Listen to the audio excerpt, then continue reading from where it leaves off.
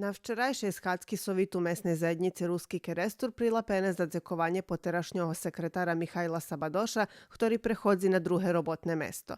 Za okončovatelja dlužnosti sekretara mesnej zajednici vyhlasaný Mihajlo Pašo, ktorý poteraz bol člen Sovitu mesnej zajednici. Pre pozariadový stan členi mali da skeľo telefonski schádzky, ta včera prilapení zapisníky zo všetkých tých schádzkoch.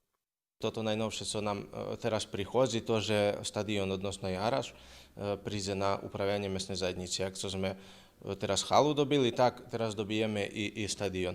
Toto, co plánujeme toho roku, to položíme to tú ohradu tu ze škola, odnosno prez mesnej zajednici, da bude kompletno zavarte, zato že jak da poviem, mladina tu prichodzela i praveli nam škodi, da ne poviem, aše pendrali na kominu školi, slikovališe, ne daj Bože, slava Bohu, odnosno nikto nespadnul.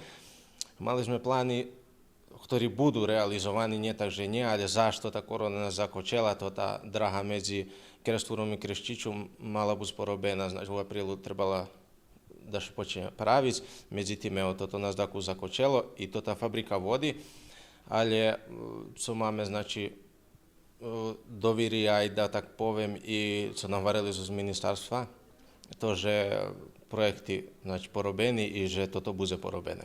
Posle kratkej pauzy pre pozariadový stan, mesna zajednica u najchodzacim periodze planuje rišovať problémy, ktorí še ukázali jak najznačnejší a ktorí spadajú do jej kompetencijoh, hvarene na schádzky.